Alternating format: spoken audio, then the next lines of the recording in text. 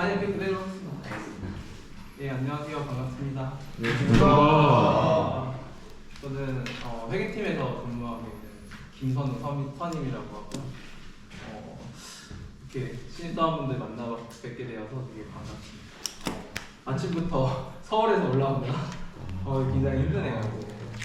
그래서 조금 긴장되고 그렇지만 또 아침부터 오늘 월요일인데 또 재무회계 바로 하려니까 좀 부담되기도 하네요. 좀 졸리시기도 하고 그럴 것 같은데 좀 긴장되지만 잘 해보도록 하겠습니다.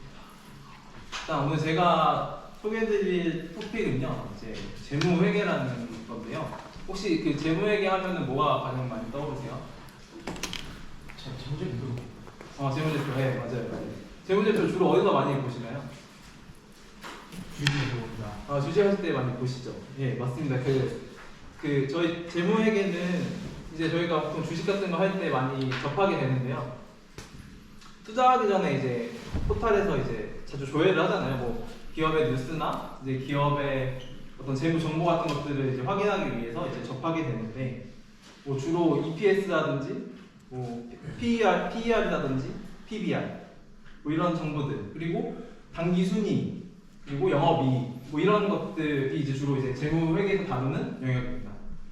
그래서 그런 것들이 다 이제 재무제표라는 형태로 이제 보고서의 형태로 나오게 되는데, 이게 저희가 다루는 게 이제 재무회계이고, 저희 태양산업에서 이제 회계팀에서는 이런 재무회계를 중점적으로 다루게 돼요. 왜냐면은 아시겠지만 저희 회사는 이제 그 유가증권 시장에 상장돼 있는 기업이기 때문에 재무회계에 대한 정보가 굉장히 중요하고, 그걸 통해서 이제 저희 이해관계자들, 뭐 소비자가 될 수도 있고요, 그리고 투자자가 될 수도 있고, 그리고 뭐 정부, 뭐 돈을 빌려주는 은행이나 금융기관들이 주로 이런 재무회계, 재무보고서로 이제 저희 회사에 대한 판단을 하게 되는 거죠. 회계팀은 이렇게 재무회계에 대한 정보도 제공을 하고, 이제 추가로 이제 관리회계라는 영역이 있고, 이제 세무회계라는 영역이 있습니다.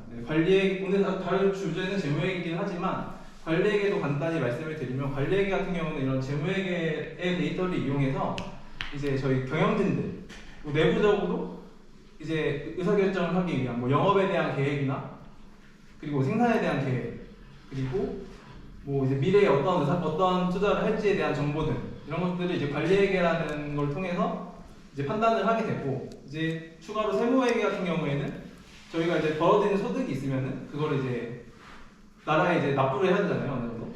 그 부분에 대한 이제 조정 사항들을 이제 다루게 됩니다. 오늘 다루게 될 거는 재무회계고요. 세무회계나 원가회계는 나중에, 관리회계는 나중에 기회가 되면은 또 접하실 수도 있겠지만, 아무튼 참고는 좀 해줬으면 좋겠습니다. 목차입니다. 오늘 첫 번째는 재무제표를 할 건데, 재무제표가 이제 5가지 보고서가 나와요. 보고서로 이제 말을 하는데, 재무상태표, 포괄손익계산서, 현금흐름표, 자본변동표, 주석, 이렇게로 이제 재무제표를 표현하게 됩니다.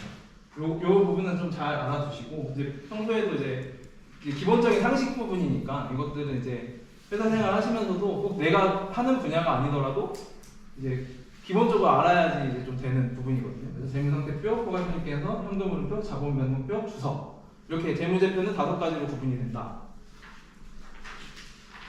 그리고 저는 오늘 첫 번째 시간에는 1시간 정도 할 건데 요 얘기를 이제 주로 하겠습니다. 재무제표란 무엇이냐? 기업과 관련된 내용 중에서 화폐 금액으로 객관적으로 표시할 수 있는 항목을 일정한 원칙에 의해 작성하여 나타내는 보고서를 통틀어 재무제표라고 합니다. 앞서 말씀드렸듯이 재무제표의 종류는 재무상태표, 포괄손익계산서, 현금흐름표, 자본변동표, 주석, 이렇게 5가지가 됩니다. 재무상태표는 특정한 시점의 재무 상태를 나타내고, 그 특정한 시점이라는 말은 기초, 기말, 뭐 이제 기말 시점에 이 재무 상태가 어떻냐라는 말이고요. 포괄손익계산서는 일정한 기간 동안의 경영 성과를 나타내는데, 일정 기간 동안이라는 거는 이 기말 딱 이 시점이 아니라 뭐 올해 그러니까 1월 1일부터 12월 31일까지 이런 기간, 일정 기간에 이제 경영 성과를 나타낸다고 보시면 돼요. 약간 차이가 있죠. 그 기말 딱 시점에 끊어서 하는 게 아니고, 포괄손익계산서 같은 경우에는 이제 기간 동안의 성과를 이제 판단하는 거고, 현금 흐름표도 마찬가지로 일정 기간 동안의 현금 흐름을 나타내고, 자본 변동표도 일정 기간 동안 자본 변동을 나타냅니다. 주석은 재무제표에 이제 표시된 항목에 대해, 그러니까 재무제표가 지금 뭐라고 말씀드렸었죠? 재무상태표, 포괄손익계산서, 현금흐름표, 자본변동표 이렇게 4개가 있는데 이 항목에 대한 구체적인 설명이나 세분화된 정보를 제공하게 됩니다. 뭐 지금 다 설명할 건 아니고 이제 하나하나 구체적으로 설명을 드리겠습니다. 네, 먼저 재무상태표입니다. 재무상태표는 대차 대조표라고도 하며 일정 시점에 기업의 재무상태를 나타낸 보고서로서 자산과 부채 및 자본으로 구성이 됩니다. 자산과 부채, 자본 이렇게 구성이 되고요. 일단 자산이 뭐냐라고 하면은 기업이 보유하고 있는 경제적 자원이라고 보시면 돼요. 그러니까 회사를 운영하기 위해서 갖고 있는 자원들 있잖아요. 예를 들면 뭐가 있을까요? 인적 자원. 인적 자원도 맞아요. 네, 인적 자원도 맞고 또 뭐 있을까요? 여기 공장에 보시면 아시잖아요. 공장에 건물도 있을 것이고, 그리고 설비나 그렇죠, 설비도 있을 것이고, 뭐 이런 것들이 다 자산에 포함이 되는 거예요. 경제적 자원. 이 자원을 이용해서 저희는 이제 뭔가를 생산해내고 팔고, 그래서 이제 부가가치를 만들어내는 거겠죠. 그래서 기업이 보유하고 있는 경제적 자원. 그리고 예를 들면 이제 뭐 다 이런 것들이 있어요. 뭐 원재료 같은 것들 구입해 오잖아요. 그것도 이제 재고자산이라는 항목으로 이제 저희 자산 항목으로 표기가 되고, 저희가 뭐 물건을 팔 때 그냥 팔지 않죠. 현금 받고 팔 수도 있지만 뭐 예를 들어서 신용으로 한 1개월 있다 줘. 지금 물건 먼저 줄게 하면 그 매출 채권이라는 이제 신용거래 수단으로 이제 매출 채권이라는 자산 항목이 있을 수 있고, 그리고 이제 아까 말씀하신 인적 자원 같은 거를 돌리려면은 인건비를 지급을 해야 되잖아요. 그러면 현금을 갖고 있어야지 이제 인적 자원을 쓸 수가 있는 거잖아요. 그러니까 그런 현금도 이제 자산의 형태로 들어가고, 이제 아까 말씀드렸던 공장의 기계 설비라든지 토지, 그리고 건물, 그리고 구축물 이런 것들이 다 자산에 포함됩니다. 이해하시기 이렇게 하면 편하시겠죠? 부채는 기업이 부담하고 있는 경제적 의무라고 하는데, 아까 잠깐 말씀드렸던 그 매출 채권의 반대라고 생각하시면 돼요. 저희가 물건을 사올 때 현금 주고 바로 사올 수도 있지만, 일단 물건 먼저 주고 내가 나중에 한 달 있다 줄게. 그러면 이게 채무라는 이제 부채 항목으로 들어가게 되고, 저희가 이제 부채에 제일 많이 쓰는 게 이제 차입금 같은 게 많이 쓰는데, 뭔가 이제 저희가 자산이라는 거를, 그러니까 아까 말씀드렸던 투자자산, 그러니까 유형자산을 가지려면은 돈이 있어야 되잖아요. 근데 처음에 돈이 없어서 구매를 못해요. 그러면은 일단 은행에다가 미리 얘기를 해가지고 돈을 빌려와서 물건을 구매하고 나중에 성과를 낸 다음에 갚을게, 이런 식으로 차입금을 이제 대표적인 부채 항목에 들어가거든요. 근데 저희 회사 같은 경우에는 차입금이 없죠. 왜냐면은 옛날부터 오래된 역사와 이런 것들이 있기 때문에 많은 좀 부를 축적하고 있어가지고 사실 차입금 안 해도 이제 단기적으로 뭐 투자를 하거나 뭔가 구매를 하는데 큰 부담이 없어요, 우리 회사 같은 경우. 그래서 차입금이 없어요, 우리 회사 같은 경우. 그래서 되게 무차입 경영의 약간 대표 주자라고 이제 아마 신입사원 입사할 때 많이 공부하시지 않나요?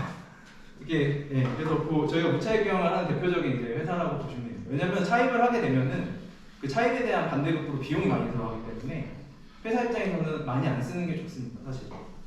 그렇지만 이제 어쩔 수 없이 이제 부채에서는 차입금을 많이 쓰게 되는데 우리 회사는 없다는 거. 나중에 또 큰 빅딜이 있으면은 또 차입금을 써서 어떤 그 투자 재원을 확보하기 위해서 쓸 수도 있겠죠.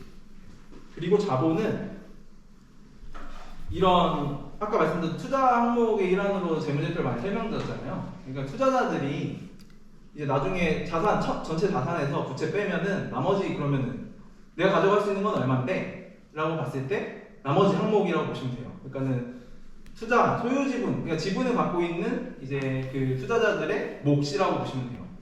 그래서 전체 자산에서 이제 기업이 부담하는 부채를 빼면은 이제 자본, 이렇게 보시면 됩니다.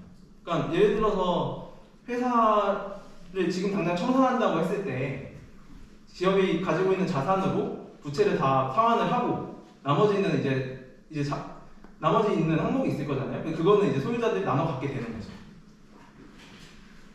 그래서 이 자본에는 그래서 저희가 벌어들이는 모든 수익이나 이런 것들이 다 그쪽으로 나중에 가게 되겠고요. 그래서 수익이 많이 나고 이제 그런 자본 거래도 있고 뭐 아무튼 지금 영업거래도 많이 하긴 하지만 이런 투자를 많이 받고 오랜 역사를 가지고 수익을 많이 냈던 회사들은 자본이 큽니다, 되게. 아까 좀 이따 이제 예를 좀 저희 회사 설명을 드리겠지만 자본이 엄청나게 많아요. 왜냐면은 옛날부터 오래오래 계속 사업을 영위해왔고 계속 성과를 냈었기 때문에 거기에 이제 축적된 부가 되게 많거든요.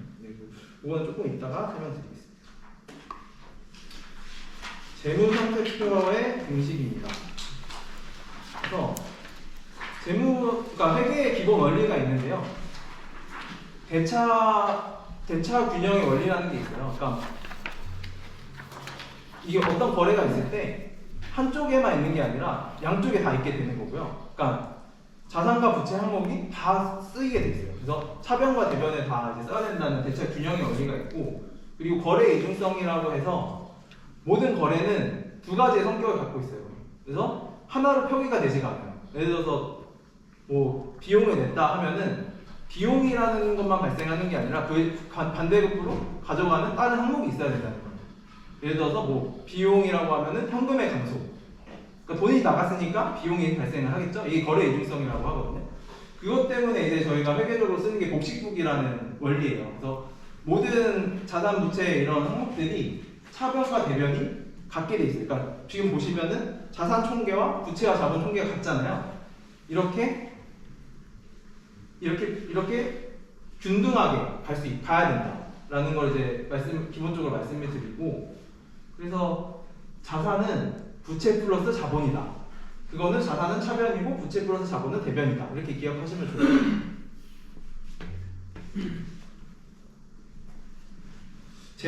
재무상태표의 작성 기준이 있는데요. 1년 기준의 원칙이 있고, 1년 기준의 원칙은 1년을 기준으로 유동성과 비유동성을 이제 구분을 하는 겁니다. 예를 들어서 내가 어떤 돈을 받을 돈이 있는데 이거를 1년 이내에 수령한다고 하면은 그거는 유동성. 지금 현재 내가 또 채권을 갖고 있는데 그게 1년 이후에나 받을 수 있다. 그러면은 비유동성. 이렇게 구분을 하는 거고요. 유동성 배열법은 현금의 환급성이 높은 것부터 배열하는 건데, 아까 말씀드렸지만 유동성 자산이 있고 비유동성 자산이 있으면은 유동성 먼저 넣고 그 다음 비유동성 자산, 이렇게 순서대로 이제 나열하는 그런 뜻이거든요. 이렇게 보시면 되고, 통액 표시의 원칙. 뭐 통액 표시 원칙은 그게 중요하지 않은데, 아무튼 자산과 부채를 임의로 이렇게 순액으로 표시하지 말라는 거예요. 자산 빼기 부채로 자산을 표현하지 마라. 뭐 이런 의미거든요. 그래서 이거는 그렇게 생각하시면 되고, 구분 표시의 원칙. 유사한 항목을 집단화해서 구분기지. 아까 유동성 항목이랑 비유동성 항목 말씀드렸잖아요. 그 유사한 것들끼리 묶어서 이제 표시를 해라. 이런 뜻이고요. 잉여금 구분의 원칙입니다. 자본거래와 손익거래의 잉여금을 구분하는 건데, 저희가 잉여금이라고 하면은 잉여금 혹시 뭔지 아세요? 남은 거니까. 네, 잉여금 말 그대로 남는 돈이에요. 그러니까 저희가 영업 활동을 하고 이제 남는 돈들 잉여금이라고 얘기를 하거든요. 예를 들어서 저희가 수익이 났어요. 올해 한 해 열심히 해가지고 100만 원의 수익이 났어요. 그 100만 원의 수익은 이제 잉여금이라고 이제 분류를 하게 돼요. 그래서 자본 항목으로 가게 되는데, 그 잉여금 중에서 잉여금이 들어온 원리가 그런 영업 활동을 통해서 오는 것들은 이익잉여금이라고 하고, 그거와 또 다르게 자본거래라는 게 있는데, 자본거래 같은 경우는 주주와의 거래를 얘기하는 거예요. 그러니까 주주들과의 거래라고 하면은 보통 이게 증자 같은 거. 내가 증자를 할 때 예를 들어서 5,000원짜리 주식이 있는데 그거를 10,000원에 발행을 했어요. 그러면 사실 저희는 5,000원짜리 자본금을 주주한테 주지만 실제 돈 받은 건 10,000원이잖아요. 그럼 차액 5,000원은 자본잉여금이라는 항목으로 이제 구분을 하게 돼요. 그러니까 자본거래와 손익거래의 잉여금을 구분해라. 그러니까 이익잉여금과 자본잉여금을 구분해라. 이렇게 이해하시면 돼요. 구분하는 게 이제 원칙이고, 또 미결산 항목과 비망 계정의 불표시 원칙입니다. 이거는 저희가 결산을 하다 보면은 뭐 비망 계정이나 미결산 항목이라고 하는 것들은 뭐 사실 회계에서 인정해주지 않는 그런 계정들인데 결산을 위해서 임시로 쓰는 계정들이에요. 예를 들어서 매입이라는 계정은 없어요.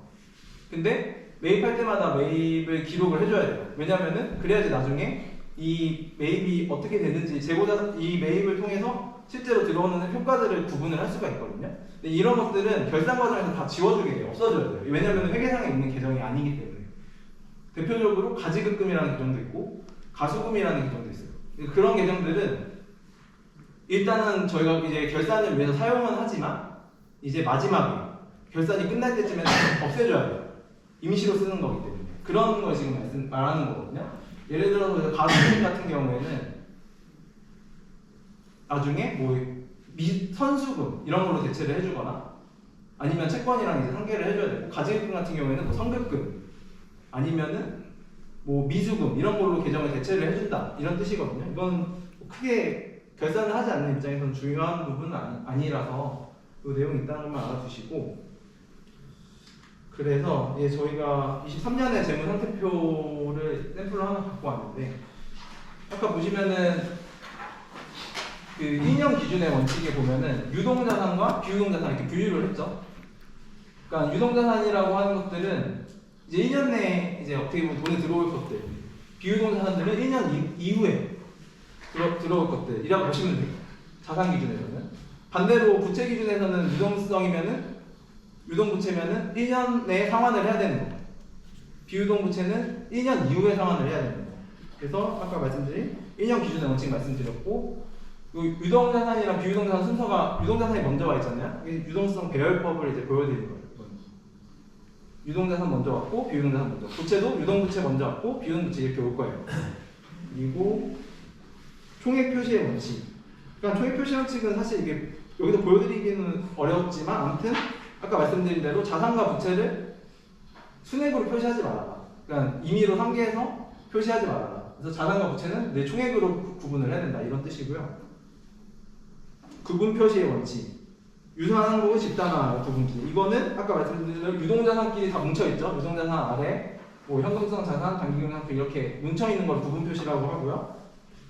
그리고 잉여금 구분의 원칙은 여기 보시면은 아래 자본잉여금이나 이잉여금이랑 구분이 돼 있죠. 잉여금이 두 개로 나눠져 있죠. 이렇게 구분 표시를 해야 된다는 거를 보여주고 있고요. 그리고 미결산 항목은 여기 표시가 되지 않아요. 왜냐면은 결산 시점에 다 지워주기 때문에 없어지는 항목들이라고 보시면 돼요. 여기는 나오지는 않습니다. 지금 보시면은 어떤가요? 이 재무제표를 보시면 유동자산이 그 숫자가 한 1조 5천억 정도 되고, 비유동자산이 2조 1천억, 자산이 3조 7천억. 이게 지금 별도 기준이거든요. 그러니까 연결은, 별도는 이제 태강산업만을 말하는 거고, 연결은 이제 태강산업이 가지고 있는 자회사들까지 포함한 이제 합산 재무제표라고 보시면 되거든요. 근데 이 별도 재무제표 기준으로 3조 7천억이라는 자산을 보유하고 있어요. 이 자산을 다 굴려서 이제 저희는 성과를 내기 위해서, 아까 이 경제적 자원을 가지고 이걸 운영해서 이제 어떠한 성과를 내기 위해서 지금 활동을 하는 거죠. 이 회사라는 집단이. 이렇게 이해하시면 되고, 부채는 아까 자산에 비해서 상대적으로 적어요. 3천억 정도 되고, 또 비유동 부채는 한 2,400억. 그 아까 말씀드렸듯이 차입이 없다 보니까, 차입을 하지 않는 기업이다 보니까 이렇게 재무 구조가 좀 자산이 많음에도 불구하고 부채는 되게 적다.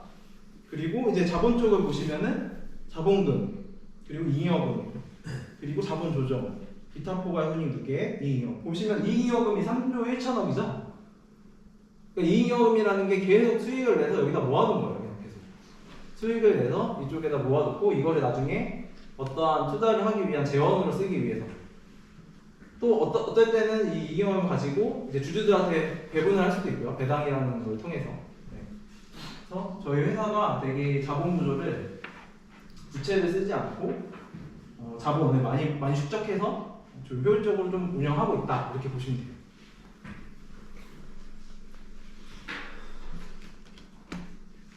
이 재무 상태표를 그러면 어떠한 관점에서 이제 유용하다고 이제 볼 수 있을까요? 그러면은 아까 말씀드렸다시피 기업의 유동성이나 장기 지급 내역을 평가하는 되게 유용합니다. 이게. 유동성을 파악하는 사유는요, 자산이 현금으로 전환되거나 이 부채가 현금으로 지급되어야 할 때까지 소요될 것으로 기대되는 시간의 크기를 확인할 수가 있는데, 이 유동성이 높은 자산이 많을수록 기업의 유동성은 커진다. 유동성이 커진다는 말은 뭐냐면은 내가 현금화할 수 있는 능력이 좋다는 거예요. 그러니까 돈을 쓰고 싶을 때 막 쓸 수 있다. 어떻게 보면 유동성을 갖고 있습니다. 그래서 아까 유동자산이 지금 1조 5천억이었는데 유동부채는 3천억이잖아요. 그러니까 저희가 1조 5천억을 가지고 유동부채를 다 갖고 나서도 1조 2천억이 남잖아요. 그럼 1조 2천억을 가지고 이제 다른 데 활용할 수가 있는 거죠. 그러니까 기업의 투자 환경이나 이런 환경들이 되게 좋다라고 보시면 돼요. 유동성이 높다는 건 되게 좋은 거예요. 그리고 장기 지급 능력을 파악할 수 있다. 장기 부채의 만기가 도래했을 때 원금을 상환하고 이자를 지급할 수 있는 능력이 있다. 있는지 없는지를 확인할 수 있다. 아까 말씀드렸듯이 이런 지금 비유동 부채가 한 2,400억 정도 되는데 이거를 다 지급을 하기 충분한 돈을 가지고 있잖아요. 자산에서. 그러니까는 이런 아무튼 이 원금을 상환하는 데 전혀 문제가 없고 그리고 이자를 지급할 수 있는 능력도 있고 이게 만약에 없는 회사들도 있어요. 분명히 보시면 아시겠지만 이게 지금 저희 재무제표만 갖고 와서 보면은 이렇지만 요새 막 뉴스 나오는데 보면은 뭐 롯데라든지 이런 데서 되게 그 현금이 없어서 뭐 유동성을 되게 확보하기 위해서 노력을 많이 하고 있잖아요. 뭐 건물을 판다든지 이런 것들 뉴스를 보시면 아마 아실 거예요. 이렇게 현금을 사용할 수 있는 능력, 유동성이 있는지를 확인하는 게 되게 중요합니다. 그래서 제가 이제 좀 확인할 수 있는 몇 가지 소개해드리고 싶은 비율을 좀 갖고 왔는데요. 여기 나오진 않았지만 여기 보시면은 아까 말씀드린 유동 비율이에요. 유동 비율은 이제 유동자산을 유동부채로 나누면 되는데 지금 보시면 1조 5천억을 한 3천억으로 나누면 유동비율 한 500%가 되잖아요. 이런 유동비율이 높으면 높을수록 이제 회사에서 굉장히 능동적으로 투자활동이나 어떤 활동들을 할 수 있다 이런 뜻이라고 보시면 되고 두 번째로 이제 부채 비율인데요. 이 지금 부채 총계를 자본 총계로 이제 나누게 되면은 아마 한 이게 17% 18% 될 거예요. 이 부채 비율이 높은 회사들이 있거든요. 예를 들어서 부채가 한 100만 원인데 자본은 한 10만 원이다. 그럼 부채 비율이 얼마나 되는 거죠? 1000이잖아요. 1000. 맞죠? 그거 1000%잖아요. 이게 한 200%만 넘어가도 그 비율이 되게 안 좋은 거거든요. 근데 저희 회사 같은 경우에는 17%에서 18% 정도. 굉장히 좀 재무 구조적으로 이상적인 재무 구조를 가지고 있다라고 보시면 돼요. 그래서 저희 회사는 되게 이런 재무 관리를 되게 잘 하고 있다. 이렇게 이해하시면 되겠습니다. 자산은 또 세부적으로 설명을 드리면은 아까 경제적 자원을 말씀드렸는데 아까 말씀드린 대로 1년을 기준으로 유동자산과 비유동자산으로 구분한다. 그래서 유동자산에 현금화 가능한 자산 1년 이내에 현금화 가능한 자산을 이렇게 표현하고 비유동자산은 1년 이내에 현금화할 수 없는 자산 그리고 특정 기업이 지배할 목적 또는 투자 목적으로 보유하고 있는 자산 보통 주식 같은 거 얘기하는 거예요. 그래서 뭐 지분 상품 얘기하는데 저희 회사도 지분 상품 많이 가지고 있어요. 이것들은 뭐 투자 목적으로 보유하고 있는 자산이라고 볼 수도 있고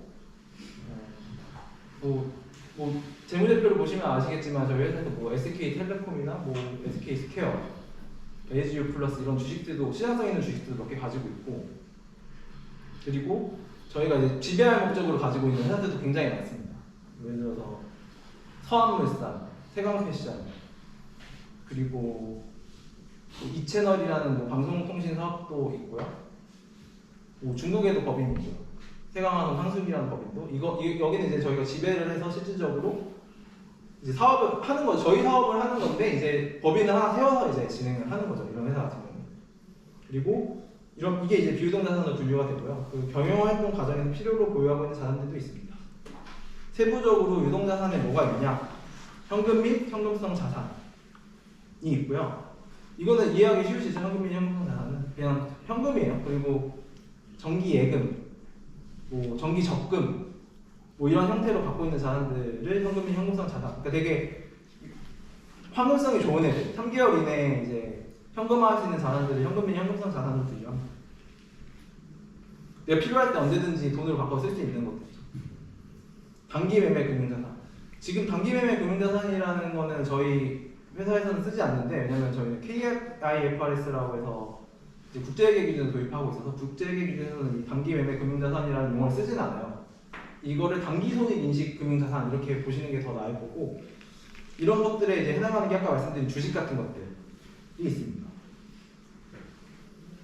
근데 저희가 이제 투자를 할 때는 보통 단기 목적으로 투자하지 않아요. 왜냐면 저희는 회사가 이런 뭐 시세 차익을 보려고 하는 투자들은 거의 없거든요. 왜냐면 그런 것들은 이제 웬만해서는 투자 관점에서 지양해야 되기 때문에 이렇게 빨리 하고 빨리 팔 자산들을 많이 갖고 있지는 않습니다. 지분 상품의 경우에 말씀을 드린 거예요. 이제 그 대신 뭐 단기적으로 자금 운영하는 뭐 다른 상품들, 안전한 상품들을 많이 투자를 하죠. 근데 이제 지분 상품 같은 경우에 단기적으로는 보통 보유하지 않습니다. 그리고 매출 채권, 아까 말씀드렸던 신용 거래를 위한 매출 채권 같은 거, 뭐 외상 매출금과 받으러움을 포함합니다. 미수금이 있고요. 미수금은 미수금이랑 외상 매출금이랑 다른 게 뭘까요? 혹시 아시는 분 있나요? 미수금 받지 못한 건 똑같이 받지 못한 거잖아요. 매출 채권도 그렇고. 그 간단히 설명드리면은 매출 채권은 저희가 제품을 팔았을 때는 이제 제품이나 이런 걸 팔았을 때는 매출 채권이라고 표기하게 되고요. 저희가 만약에 사용하고 있는 자산이나 이런 것들, 그러니까 영업 활동과 관련 없는 자산들을 팔았을 때는 미수금이라고 합니다. 그러니까 성격은 동일해요. 근데 내가 물건을 팔아서 못 받은 돈이냐, 아니면은 물건을 파는 것과 관계없이 어떤 자산, 다른 기타 보유하고 있는 자산을 팔았을 때 못 받는 돈이냐라고 하면은 이제 미수금으로 보시면 됩니다. 단기 대여금 1년 이내에 회수하기로 하고 타인에게 빌려준 채권. 이건 돈 빌려주는 거죠. 뭐 돈 빌려주는 거. 성급 비용. 그리고 성급 비용과 미수수익은 잠깐 설명을 드리면, 이 비용으로 지급한 대가 중 아직 소멸되지 않은 부분으로 정상 영업 주기 내에 소멸되는 것이라고 나와 있는데, 이거는 약간 회계에서 있는 개념들이에요. 회계에서 있는 개념.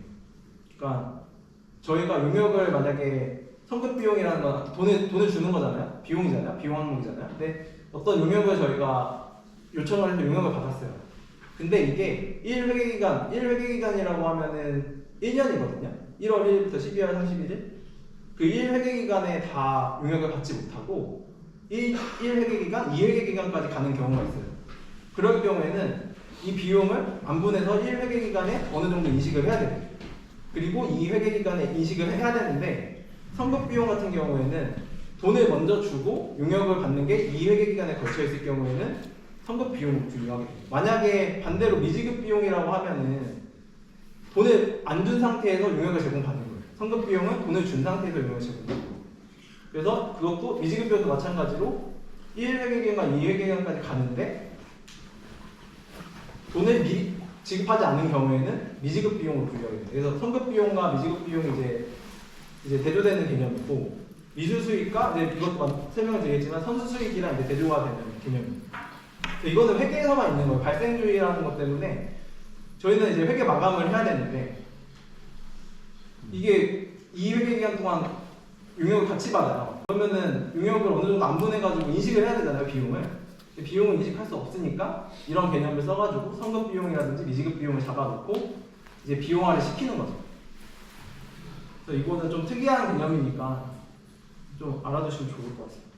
그리고 재고자산은 기업이 정상적인 영업순환 과정에서 판매할 목적으로 생산하거나 외부로부터 매입할 보유하고, 재고자산은 되게 중요하죠. 제조기업에서 제조를 하기 위해서는 뭐 원재료라는 재고자산도 있을 거고, 원재료를 이제 최종적인 재화로 만드는 이제 제품이 되는, 원재료를 가공해서 이제 제품을 만드는 거, 그게 또 재고자산에 들어가고, 또 재고자산은 굉장히 중요합니다. 저희 특히 태광산업 같은 경우에는 제조기업이기 때문에 이 재고자산을 잘 알아주시면 좋습니다. 비유동 자산에 투자부동산이 있고요. 되게 태광산업이 특이한 게 투자부동산이 되게 많아요. 땅을 많이 갖고 있어가지고, 그래서 사실 저희 공장 말고도 그 옛날에 되게 사업이 번성했을 때가 있었는데, 그때도 이제 그럼 공장 부지나 이런 것들이 있어야 되잖아요.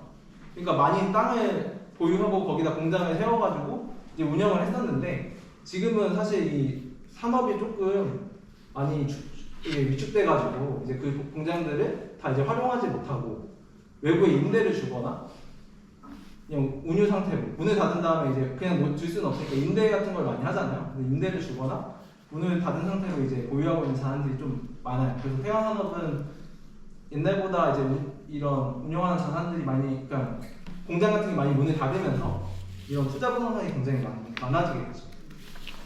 또 비업무용으로 시세 차익의 목적으로 보유하고 있거나 타인에게 임대의 목적으로 보유하고 있는 토지나 건물 등의 부분.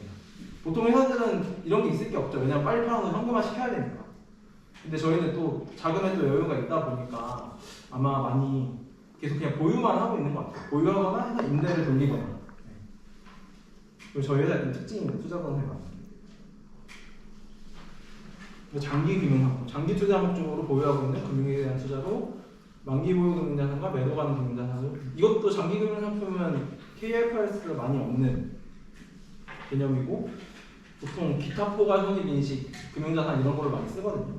이것도 좀 옛날 이게 자료다 보니까 그렇게 된 것 같아요. 아니면 이게 지금 기업회계 기준으로 만들다 보니까 이게 들어간 것 같긴 한데 아무튼 참고하시면 될 것 같고, 토지, 뭐 대지나 임야 전답, 접종지, 건물, 그리고 아까 말씀드린 기계장치, 비품, 산업재산권, 뭐 영업권. 여기는 되게 뭐 심플한 게, 영업권 같은 경우에는 간단히 설명드리면은 저희 뭐 일반 사업할 때 권리금 같은 거 있잖아요. 예를 들어서 어떤 목이 좋은 자리에 임차를 하려고 임대를 들어가거나 그 자리에서 장사를 하려고 하면 권리금 주고 들어가잖아요. 그러니까 더 얹어서 준 거예요.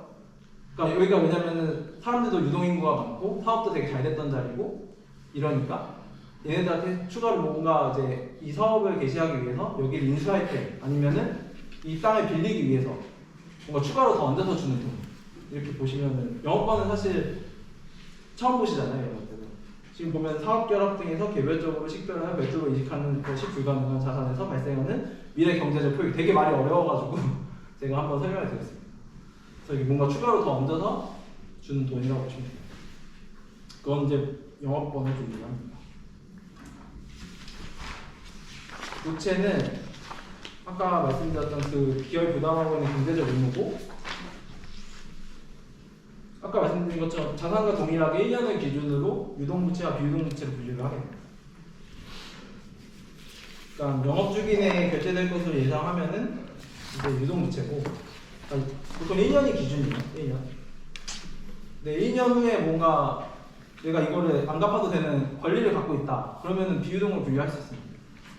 그렇지만 유동은 대부분 유동이죠. 1년입니다. 꼭 매입 채무가 있고, 아까 설명드린 아까 외상거래 할 때 매입 채무가 발생하게 되고요. 단기 차입금, 아까 차입금 말씀드렸었죠. 그러니까 이 자금을 이제 뭔가 투자하기 위해서 은행권이나 이런 데 금융사로부터 빌려오는 자금들, 뭐 차입금이 있고요. 미지급금, 아까 말씀드린 미수금이랑 대조되는 개념이에요. 이것도 뭔가 영업활동에서 뭔가 저희가 원재료를 매입해오거나 이런 것들은 매입 채무로 분류를 하고요. 뭐 유형자산이나 이런 것들 구매하는 거다, 투자를 하는 거다 이러면 미지급금으로 분류를 하게 됩니다.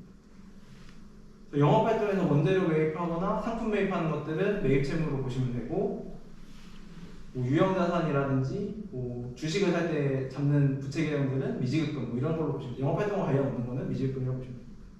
미지급 비용은 아까 말씀드렸던 선급 비용과 이제 대조되는 개념이라고 말씀드렸었죠. 그리고 선수 수익은 이제 미수 수익과 대조되는, 그러니까 회계적인 개념이라 되게 1년 내에 결산을 해야 되는 입장에서 나오는 개념이다라고 보시면 돼요. 비유동 부채는 사채가 있고요, 장기 차입금이 있고요, 퇴직금 부채가 있습니다. 사채는 차입금이랑 거의 동일한데요. 사채는 이제 뭔가 이런 지분 상품처럼 지분증권처럼 여러 투자자들한테 이제 조달하기 위한 목적이라고 보시면 돼요. 단기 차입금은 그냥 은행에서 이렇게 얼마 빌려온다고 보면, 사채는 증서 같은 거를 발행을 해가지고 내가 어느 정도 이자를 줄게, 여기 투자해줘, 그러니까 사채 상품에 투자해줘, 약간 이런 거거든요. 채무증권이라고 보시면 돼요. 약간 지분 상품이랑 되게 유사한 거, 투자를 받는 거기 때문에 여러 불특정 다수로부터 투자를 받는. 그리고 장기 차입금은 이제 아까 단기 차입금이랑 다르게 1년 이후 퇴직급여 부채. 퇴직급여 부채는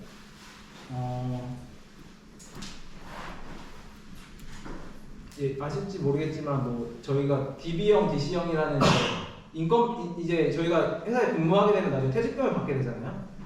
그때 이제 DB형이라는 정책이 있고 DC형이라는 정책이 있는데 DC형 같은 경우에는 저희가 이제 매년 이제 퇴직금이 발생하는 것들을 저희 통장에다가 이제 직접 적립을 해주는 방식이라고 하면은 DB형 같은 경우에는 이 퇴직금이 발생하는 거를 이 어떤 회사명의 통장으로 이제 먼저 적립을 하고 거기서 운영을 하는 거예요. 그래서 좀 다르죠. DB형과 DC형. 퇴직급여 부채는 DB형일 때만 발생을 하고 이거는 결국에는 이제 퇴직 시점에 회사에서 그 이 DB형에 가입된 그 근로자들한테 제공해야 될 이제 퇴직금이라고 보시면 될 것 같아요. 그래서 좀 이건 특이한 개념이다. 자본은 아까 말씀드린 자산에서 부채를 차감한 잔액을 말하는 것으로 순자산이라고도 합니다. 그러니까 자산에서 부채 빼면은 자본은 순자산 이렇게 기억하시면 좋습니다. 이 순자산이 마이너스인 회사들도 있어요. 네, 참고로 그런 것들 뭐 이제 자본 잠식이 됐다 이런 얘기를 하는데 그래서 자본은 자산에서 부채 빼고 나머지 꼭 기억해 주시고 자본은 일정 시점에서 기업의 소유자에게 귀속되어야 되는 소유주 지분을 의미합니다. 소유자의 몫을 얘기합니다. 그리고 자본은 다음과 같이 자산에서 부채를 차감하여 계산되는데 이를 자본 등식이라 부르기도 합니다. 되게 심플한 개념인데 이게 되게 중요해요. 그 퍼나 이런 것들이 다 이런 순자산의 기초로 이제 보통 계산이 되거든요. 그래서 순자산이 얼마인데 뭐 이런 식으로 퍼가 아니라 PBI 같은 경우에 순자산을 가지고 이제 하는 재무 지표죠.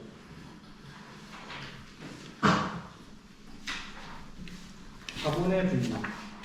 자본금과 자본잉여금, 이익잉여금, 자본조정, 비탁보가 손익 이 있습니다. 자본금은 소유주가 출자한 금액에 나타내는 자본 항목이고 자본잉여금은 주식의 발행이나 합병성 감자와 같이 주주와의 자본거래에서 발생하는 ing여금입니다. 아까 그 잉여금 구분표시 원칙 말씀드리면서 설명드렸었죠. 주식의 발행이나 증자를 하거나 할 때 자본거래에서 발생하는 잉여금. 이익잉여금은 기업 활동에서 획득된 이익 중 소유주에게 배당으로 분배되지 않고 기업 내에 유보되어 있는 것.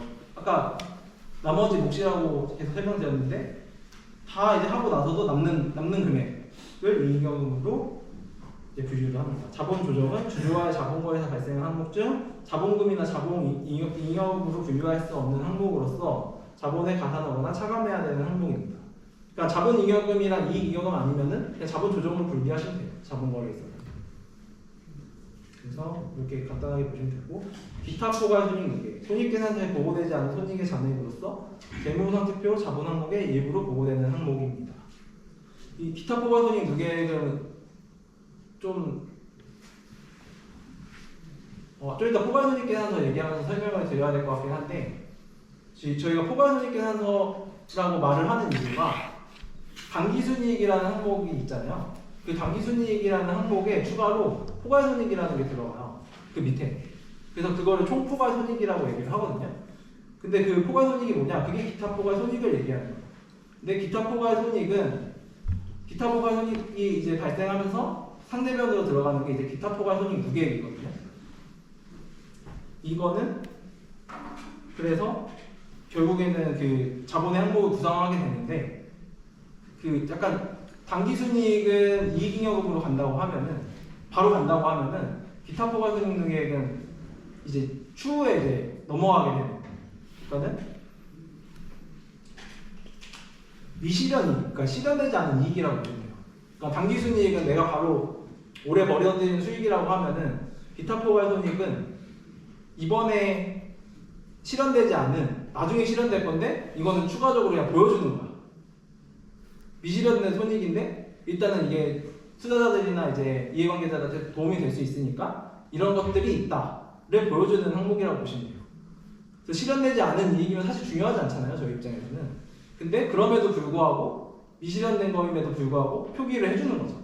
이게 이제 총포괄 손익이라는 개념이 들어오면서 나온 건데 이따가 그 기타 포괄 손익 항목을 좀 보여드리면서 그럼 설명을 드릴게요. 그래서 자본의 분류는 이렇게 5개가 됩니다. 네, 포괄 손익 계산서. 일정한 기간에 기업의 경영 성과를 나타낸 재무 보고서로서 수익과 비용으로 구성됩니다. 수익은 이제 포괄 손익 계산서에 수익 항목과 이제 비용 항목이 있는데 수익은 일정 기간 동안 기업의 경영 활동의 결과로 자본의 증가를 가져다주는 요인.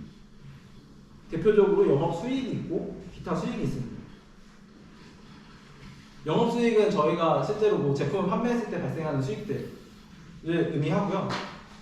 그러니까 저희는 제조기업이니까 제품 매출액이 이제 해당이 되고 만약에 상품 매매업을 하는 상거래 회사 같은 경우에는 상품 매출액이 되겠고 금융업 같은 경우에는 돈을 빌려주고 이자를 받는 게 이제 매출액이 되겠죠. 그리고 운수업이나 창고업은 운반비 수입이나 보관료 수입이 영업수익을 구성하게 됩니다. 매출액을 구성하게 됩니다. 기타 수익은 이런 주된 영업 활동 외에, 그러니까 제조기업 같은 경우에는 제품 매출 말고 나머지 뭐 돈이 좀 남아서 예금이 들어왔다, 이자 수익 발생하죠. 그럼 기타 수익. 그리고 돈이 남아서 주식을 좀 투자했었는데 주식으로부터 배당금을 받았다. 그러면은 기타 수익. 저희가 이제 매출로 볼 수 있는 거는 제품을 판매했을 때 벌어들이는 수익을 제품 매출액. 그것만 이제 영업수익으로 보고 나머지는 다 기타 수익으로 보시면 됩니다. 계정 감독도 이렇게 있고요. 저희는 특이하게 임대사업도 많이 하고 있어요. 아까 말씀드린 대로 이제 남는 부동산이나 이런 게 많아서 임대료 수익, 임대업도 영위하고 있거든요. 그래서 임대료 수익도 저희 매출액에 들어가게 됩니다. 좀 특이하죠? 그러니까 제품 매출 말고도 임대업을 하고 있기 때문에 임대료 수익도 매출액으로 분류하고 있습니다. 그 외에는 다 그냥 기타 수익이라고 보시면 됩니다. 비용은 일정 기간 동안 기업의 경영 활동의 결과로 자본의 증가를 이거 자본의 증가가 아니라 자본의 감소예요. 이거 바꿔주세요. 자본의 감소를 가져다는 겁니다. 그러니까 비용을 쓰면은 자본이 감소하겠죠. 돈이 나가는 거니까. 그래서 항목에는 매출 원가가 있고 매출 원가는 매출액과 대응되는 개념입니다. 그래서 매출하기 위해서 제품을 넘겨서 매출을 했다고 하면은 그에 상응하는 이제 비용이 있겠죠. 그걸 매출 원가라고 합니다. 판매비와 관리. 판매비와 관리비는 상품과 용역의 판매 활동과 기업의 관리 활동에 발생하는 비용입니다. 그러니까 판매비와 관리비 같은 경우에는 저희 회사 기준으로 본사에서 근무하는 분들은 다 판매비와 관리비라고 보시면 돼요. 그리고 공장에서 근무하시는 분들은 보통 매출 원가로 보시면 돼요. 간단하게 말씀드릴게요. 그래서 매출 원가에 들어가는 인건비 같은 것들이 다 이제 여기 공장에서 근무하시니까 제품 생산에 주로 종사하시잖아요. 제품 생산을 하시잖아요. 그래서 그 매출 원가 쪽에 해당한다고 보시면 되고 저 같은 경우는 이제 본사에서 업무를 하고 뭐 관리 쪽으로 이제 관리 목적으로 있는 이제 부서에 있다 보니까 판매비와 관리비로 제 인건비는 판매비와 관리비로 이제 분류된다고 보시면 될 것 같습니다. 근데 뭐 결국에는 매출 원가나 판매비와 관리비 모두 어떤 저희가 영업 활동을 하기 위해서 필수적으로 가져가야 되는 복식이기 때문에 요 매출액에서 매출 원가 그리고 판매비와 관리비를 빼면은 그걸 영업이익이라고 하거든요. 그러니까 그 영업이익이 되게 중요한 거예요. 그러니까 저희가 영업을 하는데 들어가는 비용, 영업을 해서 나오는 수익, 그 영업 수익이 되게 영업 수익이 중요하거든요. 그래서 매출원가와 판매비와 관리비, 매출액에서 매출원가와 판매비와 관리비를 차감하면은 영업손익이 나온다. 그거는 이제 영업활동을 이제 우리 회사가 돌아가는 기본적인 영업활동을 하는 데서 이제 창출된 수익이다라고 손익이다라고 보시면 돼요. 그리고 이제 그 밑에 추가로 영업의 비용이나 법인세 비용 이런 것들이 발생하게 되는데 이거는 영업활동과는 좀 무관한 거라고 보시면 됩니다. 영업의 손익은 기업 고유의 영업활동 이외에 부수적 활동에서 발생하는 손익이다 라고 보시면 됩니다. 이렇게 항목이 들어가 있고요. 아까 이제 말씀드린 기타 포괄 손익이에요. 그러니까 수익이나 비용 중에서 당기순이익에 포함되지 않는 항목, 포괄손익 계산서에 별도로 표시하도록 규정하고 있는 항목 이렇게 설명이 되어 있는데 아까 말씀드린 것처럼 당기순이익에 들어간 것들은 실현된 애들이라고 보시면 돼요. 그러니까 정말로 실현된 거고 기타 포괄손익은 미실현된 거예요. 실현되지 않는데 그래서 이제 그렇게 구분해서 표시를 해주는 겁니다. 그래서 당기순이익에서 발생한 애는 이익잉여금으로 가게 되고 기타 포괄손익이 발생하게 된 애는 이익잉여금으로 가지 않고 처음에는 이익잉여금으로 가지 않다가 이제 그 기타 포괄손익 무계획이라는 계정이 먼저 집계가 되게 돼요. 근데 얘도 결국에 나중에 실현이 되면은 결국에는 회사의 부를 갖고 오는 거잖아요. 얘도 실현이 되면은 결국에 이익잉여금으로 가게 됩니다. 그렇지만 한번 거쳐서 가는 거죠. 이 실현됐으니까 현재 기준에서는. 우리 회사 기준으로 보면은 확정급여제도의 재측정 요소가 있고 기타 포괄 손익, 공정가치 금융자산 평가 손익이 있습니다. 이 기타 포괄 손익, 공정가치 금융자산 평가 손익은 대표적으로 저희가 아까 말씀드렸잖아요. 그 상품 지금 SK 뭐 텔레콤이나 SK 스퀘어가 저희가 시장성 있는 주식이지만 보유하고 있거든요. 이거를 저희가 기타 포괄 손익 인식 공정가치 금융자산으로 분류하게 되는데 왜냐면은 단기적으로 거래할 의사는 없어요. 근데 그냥 가지고 있는 거예요. 투자 상품은. 그럼 이제 기타 포괄 손익 공정가치 금융자산이라고 표현을 하는데 얘가 이제 기말 시점에 되면은 얘네는 시장 그 주식 가격이 있잖아요. 형성이 되잖아요. 바로 조회가 되잖아요. 오늘도 막 얼마인지 조회할 수 있잖아요. 이런 것들에 대한 기말 평가액을 표시를 해줘야 돼요. 예를 들어서 나는 처음에 뭐 이 시장성에 있는 주식을 100원에 샀다. 근데 기말에 봤더니 1000원이다. 그러면은 900원이 지금 값이 오른 거잖아요.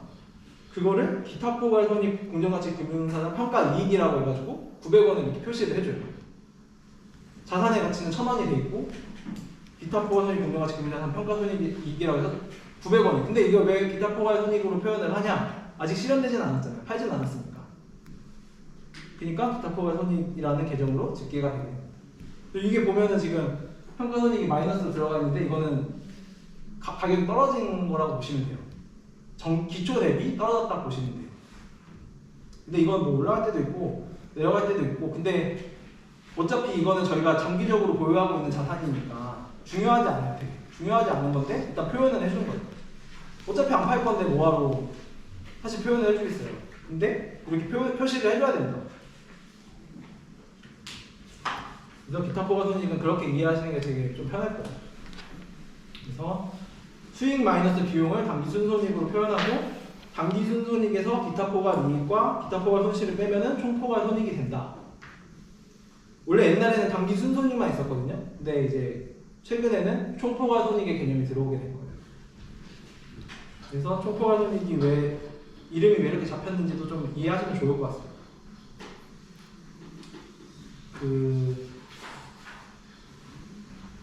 시간이 원래 재무제표만 한 시간을 해야 되는데 시간이 되게 부족하네요. 그래서 일단은 좀 빨리 넘어갈게요. 중요한 것만. 포괄손익 계산서는 발생주의 원칙이라고 하는데요. 그러니까 수익과 비용은 보통 우리가 생각했을 때 수익과 비용의 개념은 돈이 나갔을 때, 돈이 들어왔을 때 이렇게 볼 수도 있잖아요. 현금이 들어왔을 때 수익이다. 돈을 받았으니까. 근데 이제 포괄손익계산의 발생주의는 돈을 받기로 한 거래가 발생했을 때를 수익으로 잡아라. 돈 안 받아도 수익으로 잡아라. 라는 거예요. 그러니까 예를 들어서 매출 같은 경우에는 내가 뭐 12월 말에 선적을 했어요. 근데 돈은 한 1개월 후에 받기로 했어. 그러면은 현금주의 관점에서는 올해 수익이 아니에요. 내년 1월에 돈 받았을 때가 수익이지. 근데 발생주의 개념에서는 나는 12월 말에 선적을 했으니까 12월에 수익이야. 좀 다르죠, 많이. 근데 이게 회계적으로 되게 중요한 게 저희 회계 보고 기간은 1년이다 보니까 이런 부분을 되게 중요하게 생각합니다. 그래서 내가 매출을 그 제품을 선적하고 내 할 도리를 다 했으면은 매출로 잡아. 돈 안 받아도 일단 매출로 잡아. 돈은 나중에 이기지. 이런 개념이라고 보시면 돼요. 그게 발생주의고 그게 실현주의입니다. 이게 이렇게 그냥 간단하게 설명할게요. 수익비용과 대응의 원칙은 뭐냐면은 매출이 발생했을 때 그에 상응하는 비용도 잡아. 그러니까 매출액이 발생했을 때 그에 상응하는 매출 원가도 잡아라. 매출액이 12월에 발생하고 매출 원가는 내년 1월에 발생하게 되면은 수익과 비용 대응이 안 되는 거예요. 그렇게 할 수도 있잖아요. 회계 처리를 하는 사람이 그렇게 잘못 처리를 하게 되면은 올해 12월에 매출을 잡아놓고 그에 상응하는 원가는 내년 1월에 잡아버렸어. 그러면 이건 잘못된 거라는 거죠. 수익 비용 대응이다. 총액주의는 수익과 비용은 서로 관계하지 않고 총액에 기재한다. 이것도 그냥 막 임의로 수익과 비용을 차감해서 순손익만, 예를 들어서 매출이 100원이고 매출원가가 90원인데 나 매출액 10원이야 이렇게 하지 말라는 거예요. 매출에서 매출원가 빼고 그 뺀 거를 그냥 수익으로 잡지 말고 매출은 매출대로 총액으로 표시하고 원가는 원가대로 총액 표시해라. 순액으로 표시하지 말고.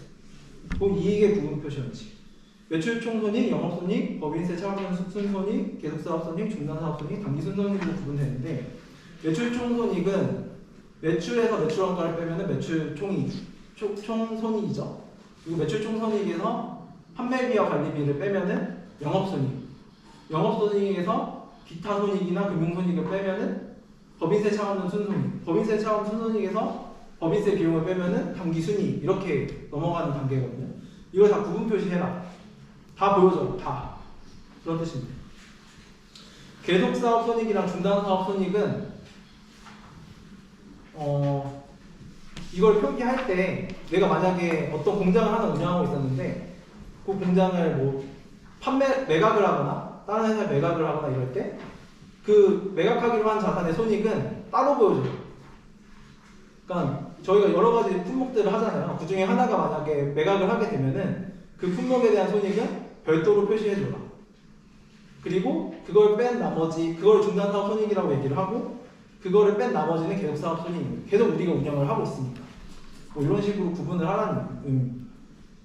그래서 포괄사익계산서를 보면은 23년도 건데 아까 말씀드린 대로 매출액에서 매출원가 빼면 매출 총이익 나오고 매출 총이익에서 판매비와 관리 빼면 영업손익 손익 나오고 영업손익에서 기타 손익 금융손익 빼면은 법인세 비용 차감된 순이익 나오고 법인세 비용 차감된 순이익에서 수익 빼면은 이제 단기 순손실이 나오는데 여기 보면은 계속 영업에 대한 것만 저희가 매각한 애들은 아래 따로 중단 사업으로 나와 있고 이렇게 구분을 해주는 겁니다. 작년에 그 면방 사업을 저희가 이제 철수하고 그러면서 중단 사업이 나온 거예요. 면방 사업을 했었는데 부산에 공장이 있었거든요. 그거를 이제 사업을 철회를 하면서 지금 계속 영업이랑 중단 영업이랑 구분이 됐잖아요. 그러니까 중단 영업은 이제 면방 사업에 대한 손익 효과만 이제 표기를 한 거고 면방 손익을 제외한 나머지 사업, 뭐 PTA라든지 뭐 A인이라든지 뭐 아라미드라든지 이런 것들은 계속 영업에 표기를 한 거죠. 그래서 이렇게 구분을 한다. 현금 흐름표는 심플하게 아까 말씀드리면은 그 회계 아까 발생주의 원칙 말씀드렸잖아요. 근데 발생주의 원칙으로 하다 보니까 이 회사는 언제는 이익이 났는데 갑자기 도산을 해버린 거예요. 이익이 났는데도 도산을 한 거예요. 근데 그걸 알아봤더니 이 회사에 현금이 없었네요. 역자도산이라고 하거든요. 그러니까는 이게 포괄손익계산서만 봐서는 안 되겠다. 포괄손익계산서를 봤더니 이 회사는 이익이 나는 회사였는데 현금이 없어서 망해버리는구나. 이런 것들이 이제 확인이 되다 보니까 이 현금 흐름표라는 이 재무제표가 나오게 됐고 이거는 현금의 유출입을 이제 표현을 해주는 거고 현금의 증감을 표현해주는 재무 보고서입니다.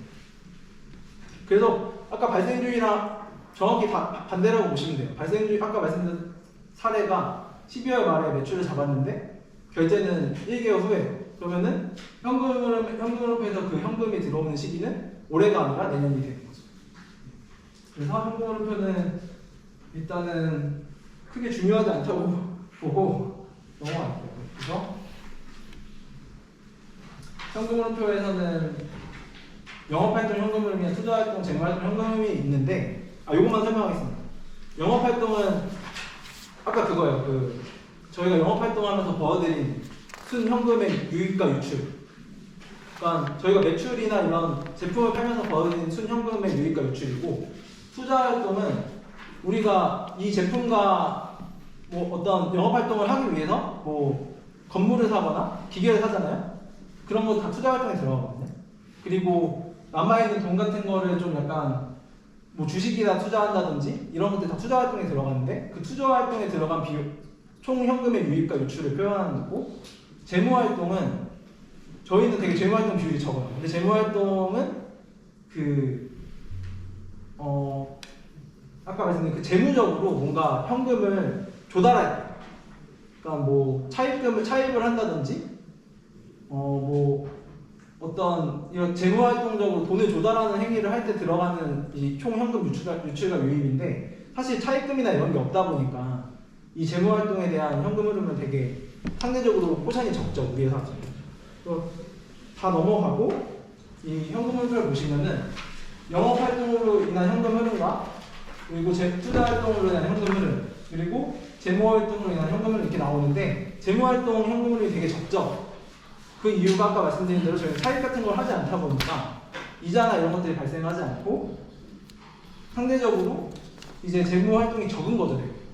근데 그에 반해서 영업 활동이나 투자 활동은 굉장히 많죠. 금액이 크죠. 지금 저기 금액이 한 1,000억대 정도 되는 것 같은데, 저 정도로 포션이 크다. 그래서 이런 현금 흐름을 산출했을 때 올해 총 현금의 증감을 표시를 해주고, 그리고 기반의 현금이 얼마인지를 보여주게 됩니다. 자본 변동표는 자본에 대한 변동만 표현을 해준 거예요. 아까 자본 항목 말씀드렸었잖아요. 그 자본의 증감을 표현해 준 거거든요. 이거는 투자자들한테 되게 의미가 있는 거죠. 예를 들어서 올해 손익이 얼마나 나서 손익이 난 게 아까 자본거래나 영업활동에서 단기순이익이 발생했을 때 그런 것들이 자본으로 얼마나 왔는지를 보여주고 있습니다. 이것도 크게 설명은 안 하고 예시를 보여드릴게요. 이 기초에 있는 자본에서 단기순손익으로 인한 자본의 변동, 그래서 단기순손실이라고 표시가 되어 있죠. 올해 벌어들인 돈이 마이너스다. 마이너스니까 지금 마이너스를 표현해야 되는 거예요. 이때는 적자가 된 거죠, 적자. 그리고 연차 배당을 준 거예요, 주주들한테. 그래서 자본이 까였어요. 14억. 저게 이제 배당에 대한 효과고, 아까 말씀드렸던 기타 포괄 손익에 대한 효과 따로 보여준다고 했잖아요. 저기 기타 포괄 손익에 대한 효과 변동 다 마이너스예요. 다 마이너스.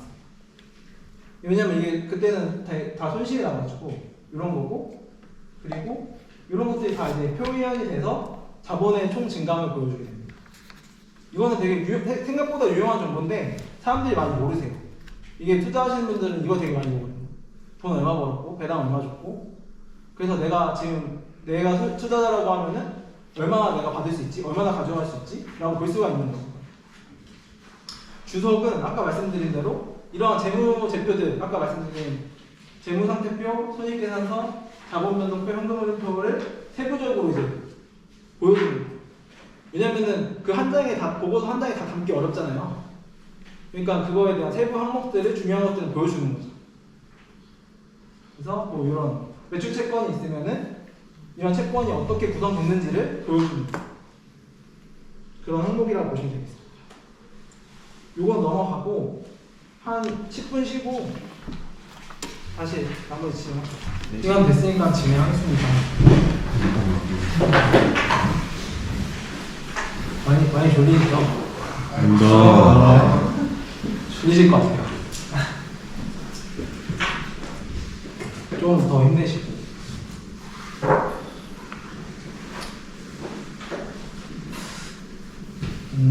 아까는 이제 재무제표에 대해서 좀 설명을 드렸다고 하면은 이제 실제로 좀 그나마 많이 알고 계시면 좋은 것들, 이런 계정 과목만 좀 추려가지고 그거에 대해서 좀 회계 처리를 어떻게 진행을 하는지 좀 설명을 드립니다. 이렇게 공장에 계시다 보면은 아마 많이 이제 재무제표나 이런 거에는 크게 관심이 없을 거예요. 지금 내 앞에, 눈앞에 생산되는 제품이나 이런 게 중요하지, 지금 뭐 그런 실질적으로 이게 어떤 효과가 돼서 어떤 회사에 영향을 끼치는지 이런 것까지 알기가 사실 알기 어렵잖아요. 그래서 그 중에서도 그나마 좀 생산 쪽이랑 관련 있는 것들만, 그러니까 공장에서 관련 있는 것들만 좀 추려서 이제 했다고 보시면 될 것 같습니다. 매출 채권이랑 재고 자산, 이제 유형 자산, 무형 자산 그 중에서도 매출 채권은 좀 영업 쪽이랑 관련이 많은데, 아무튼 저희는 제품들이 다 거의 공장에서 출하를 담당을 하니까 이 매출이 발생을 하려면 물건이 나가야 되잖아요. 그렇기 때문에 이제 매출이 어떻게 발생되는지나 이런 것들을 좀 아시면 좋을 것 같고, 재고자산 같은 경우에는 생산된 제품이 이제 제품 창고로 다 공장에서 또 관리를 하게 되죠. 출하를 하기 위해서. 그러다 보면은 이제 재고자산 쪽도 좀 어떻게 이제 이게 어떤 영향을 미치는지 좀 아시면 좋을 것 같고, 유형자산은 이제 실제적으로 내가 돌리는 설비들이나 건물들, 이런 토지들 어떻게 관리해야 될지, 관리하는지, 그리고 무형자산은 좀 사실 여기에 좀 관련은 없지만 추가적인 설명이라고 보시면 되고, 제가 이제 회계팀에 있으면서 가장 이제 공장에 많이 오는 이유가 재고 실사 때문에 많이 와요. 그러니까 재고 실사를 하려고 이제 오는데, 회계에서 이제 감사를 이제 저 받잖아요. 회계 감사인이라고 해서 뭐 3일 회계법인이라든지 이제 뭐 유소의 회계법인들이랑 이제 저는 업무를 같이 하는데, 그때 이제 감사 절차 중에서 제일 중요한 게, 제일 이제 많이 쓰는 게 재고 실사 할 때 이제 오는데, 재고 실사를 하는 이유는 재고가 실제 있는지를 확인하기 위해서 오는 거예요. 재고가 생각보다 전산이랑 다른 경우가 많아요. 그러니까 내가 전산에는 100개가 있다고 이제 확인했는데 막상 실사를 와보면은 뭐 97개 있고 막 98개 있고, 그럼 이러면은 다 회사에서는 그거에 대한 회계 처리를 또 진행을 해야 돼요. 그런 것들. 그리고 유형자산도 사실 공장에 사실 이런 제품 생산 활동을 하다 보니까 자산이 되게 많잖아요. 이 땅도 그렇고 건물도 그렇고 기계 설비도. 그래서 이 유형자산도 실사를 매년 한 번씩 해요. 그거 자체적으로 이제 실사하라고 이렇게 공지를 올리고 막 하거든요. 그러면은 이제 자체적으로 이제 계획을 마련해가지고 실사를 하는데, 이것도 마찬가지예요. 유형자산이 있다고 했는데 언제 이거를 한 10년 전에 한 100이라는 뭐 기계를 샀는데 100원어치 기계를 샀는데 막상 까보면 100원어치가 없는 거예요. 그 기계가 없는 거예요. 그러니까 그런 것들이 다 실제 있는지, 실제성이라고 하는데, 그거는 이런 자산 같은 경우에는 실제성이 되게 중요해요. 있는지 없는지. 그걸 이제 눈으로 봐야지 믿겠다. 가서 확인해 보겠다. 그래서 실사로 오는 거고, 공장의 입장에서는 그런 것들을 관리를 되게 잘 하셔야 돼요. 별거 아닌 것 같지만 이게 회사에서는 다 비용이 되는 거고, 아까 말씀드린 자본의 감소가 일어나게 되는 거죠. 비용이 되면은. 그러니까 유념하시면 좋을 것 같아요. 그런 거. 그러니까 되게 이제 본사에서 이제 주체적으로 시행을 하라고 막 이렇게 얘기를 하지만 공장에서는 실제적으로 느끼기 어려운 부분인데 이게 큰 영향이 될 수도 있다. 그래서 재고 관리나 유형자산, 이제 사용하는 기계나 설비, 뭐 비품 이런 것도 관리 되게 잘 하셔야 된다. 참고하시면 좋을 것 같고, 그래서 이제 계정별로 설명을 드리겠습니다. 수취채권은 이제 기업이 고객에게 신용으로 상품이나 기타 자산을 판매하거나 능력을 제공함으로써 또는 자금 등을 타 기업이나 개인에게 대여해줌으로써 회수할 권리가 있는 채권을 의미합니다. 그러니까 돈을 받을 수 있는 권리라고 생각하시면 되고, 이런 제품, 일반적인 상거래에서 이제 뭐 제품을 판매하고 받는 것들, 뭐 용역을 판매하고 받는 것들은 매출채권, 이 상거래 외에 뭐 나머지 것들, 뭐 돈을 빌려줬다거나, 아까 말씀드린 뭐 자산을, 뭐 쓸모없는 자산이 있어서 매각했다거나 아니면 고철로 팔았다거나 이럴 경우에는 이제 기타 채권이라고 보시면 돼요. 그러니까 매출채권과 기타 채권 이렇게 보시면 되고, 외상매출금은 외상매출금과 바드러움이 이제 매출채권에 속하고, 대여금이랑 미수금 등이 아까 말씀드린 대로 기타 채권에 속합니다. 수취채권 중에 1년 이내 회수하기로 되어 있는 수취채권은 아까 유동으로 분류한다고 했고, 회수기일이 1년 이후인 것은 비유동자산으로 분류를 합니다. 이런 매출이 되는 과정을 이제 말씀드리면은, 현금 매출과 신용 매출이 있는데, 내가 물건을 팔자마자 거기서 바로 현금으로 받을 수도 있고, 뭐 계좌이체를 받을 수도 있어요. 그러면 그건 현금 매출이에요. 근데 내가 이 물건을 넘겼는데, 내가 나중에 줄게. 뭐 나도 팔아야지 돈을 받으니까 1개월 있다 줄게. 뭐 이럴 수 있잖아요. 내 물건을 받아서 자기도 팔고 그걸 받는 걸 또 주겠다 이렇게 할 수도 있잖아요. 그러면 이제 신용 거래가 되는 거죠. 그리고 이 매출을 하면은 이제 매출하면서 발생하는 판매 운임과 보험료 같은 것도 있는데 이거는 별도의 비용 계정으로 들어가게 되고 매출 현황과 수익 비용에 대한 그걸로 해서 매출 원가가 같이 잡히게 됩니다. 그래서 이게 약간 흐름이라고 보시면 돼요. 예상 판매를 하면은 예상 매출금이 잡히고 이거는 지금 신용거래일들을 의미하는 건데요. 그리고 매출 원가가 발생하면서 상품은 재고가 지금 물건 넘겼으니까 상품은 또 차감이 되는 거고 그리고 관련된 비용들이 다 비용으로 들어가게 돼요. 근데 이제 매출이 발생할 때 뭔가 내가 물건을 많이 팔았어. 그래서 좀 싸게 해줄게. 할인 혜택 주면 수량 할인이라는 걸로 매출에 차감이 되고 매출 금액이 줄어드는 거죠. 그리고 뭔가 팔았는데 조금 문제가 있는 물건이었어. 그러면 좀 더 깎아줄게. 근데 이제 매출 NL이랑 환입이라고 하고 그것도 매출액에서 차감하게 됩니다. 그리고 내가 원래는 1개월 있다 돈을 받기로 계약을 하고 물건을 팔았는데 얘네들이 한 10일 만에 돈을 줬어요. 그러면 고맙다는 의미로 또 추가로 할인을 줄 수도 있죠. 그럴 때 매출 할인이라고 합니다. 현금 할인이라고 합니다. 이 채권과 관련해서 중요한 부분은 채권은 사실 비용이 발생할 게 별로 없잖아요. 아까 채권이 발생했을 때 물건을 넘기면서 물건을 이송하면서 운반료나 이런 것도 들고 나머지는 이제 딱히 들어갈 게 없는데 이 대손이라는 게 있어요. 대손이라는 좀 특이한 개념이 있는데 왜냐면 신용으로 물건을 판매하게 되다 보면 갑자기 돈 못 주겠어요 이러는 사람들 있잖아요. 그런 것들이 발생할 것에 대비해서 회계는 대손이라는 계정으로 이제 비용을 잡습니다. 이 대손은 채무자가 상한이나 기타 사유 등으로 재무적 어려움을 겪게 되어 매출 채권 중 일부 또는 전부를 현금으로 해소할 수 없는 경우에 발생하는 손실인데요. 이 회수 가능성, 그러니까 돈을 못 받을 것 같으면은 대손 상각비라는 비용으로 인식을 해야 돼요. 그래서 그럼 이렇게 언제 인식을 해야 되냐? 돈을 못 받는 경우는 객관적 증거가 뭐냐라고 했을 때 이제 개별평가법이 있고 집합평가법이 있습니다. 개별평가는 그러니까 이 거래한 회사가 진짜 실질적으로 문제가 있는 거예요. 갑자기 부도가 냈거나 뭐 폐업을 했거나 돈을 뭐 1개월에 주기로 했는데 한 10개월에도 안 줘. 이렇거나 내가 물건을 팔았는데 이 가격이 갑자기 급락해서 얘네들이 실질적으로 돈을 못 줄 것 같아. 뭐 이런 경우에 개별평가 대상에 들어가고요.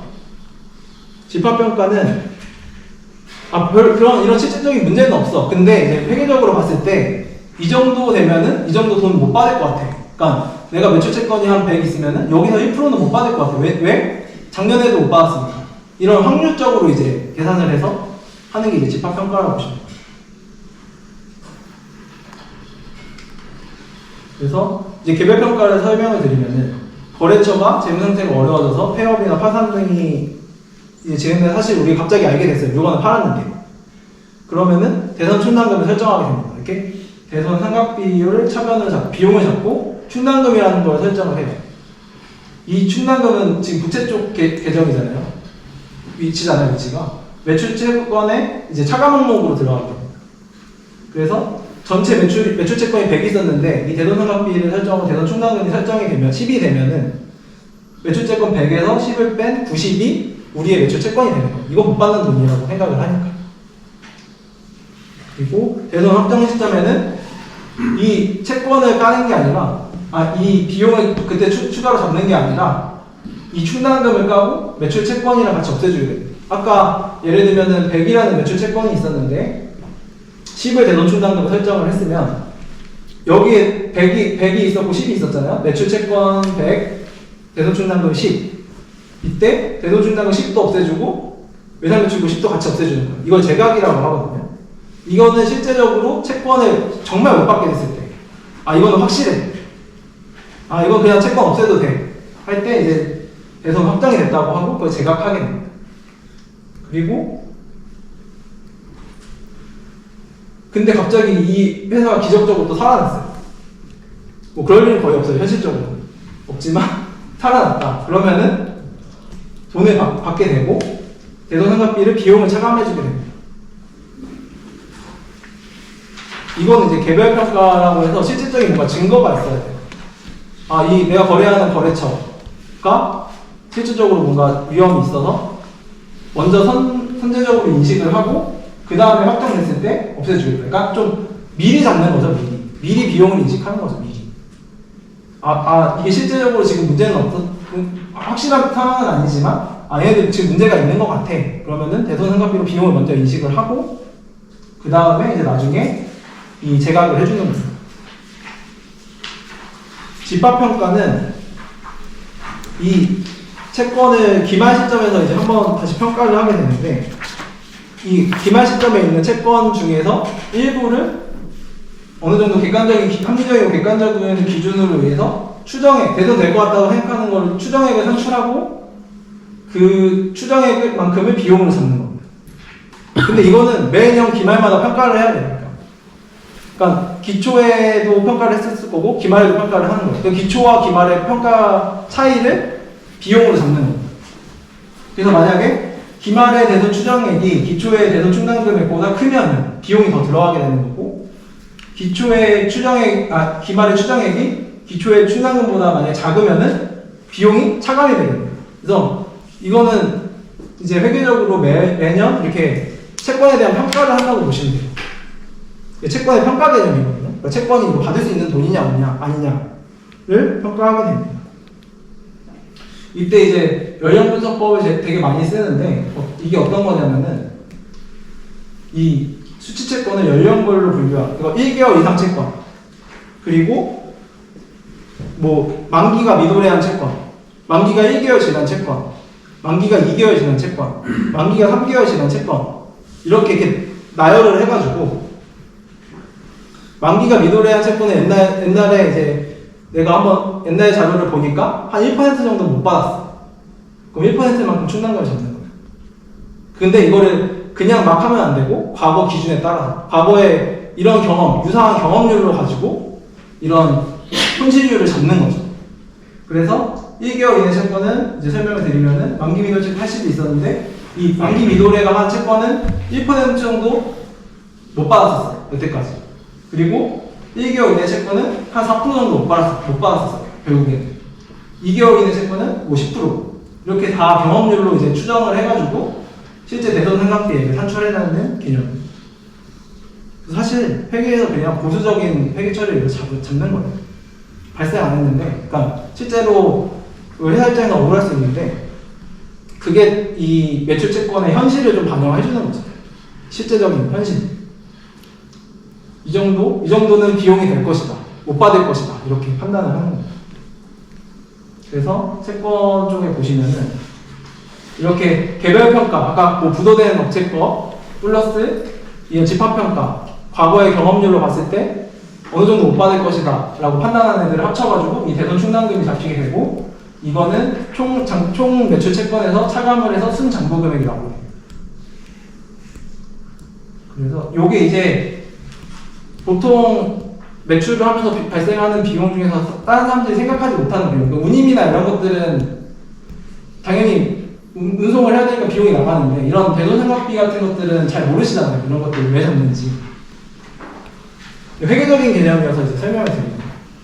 그래서 저희 재무제표 같은 경우에는 뭐 정상 채권은 0.11% 정도로 못 받고, 30일 초과된 연체된 것들은 1.45% 수준을 못 받고, 60일 초과는 0%, 100일 초과는 10%, 개별 손상은 무조건 못 받고, 이거는 못 받는다고 보는 거고, 이 60일 초과 같은 게 왜 0%가 되냐고 이제 생각하실 수 있는데, 60일 초과했는데 왜 0%예요? 이렇게 물어보실 수 있잖아요.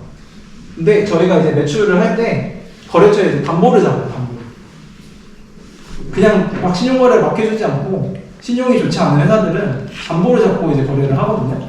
이게 담보로 다 충당이 되기 때문에 0%가 나왔습니다. 담보는 빼야 되거든요. 이제 못 받을 분에서는 못 받게 되면은 나는 담보부터 실행을 할 거니까 담보는 이제 제외를 하고 이제 이 충당금을 계산하게 되는데, 이때 여기는 담보가 다 잡혀 있는 채권들이기 때문에 이게 손실이 발생하지 않을 것이다라고 이제 예측이 된 거죠. 그거 참고하시면 될 것 같습니다. 그래서 이렇게 들어가고,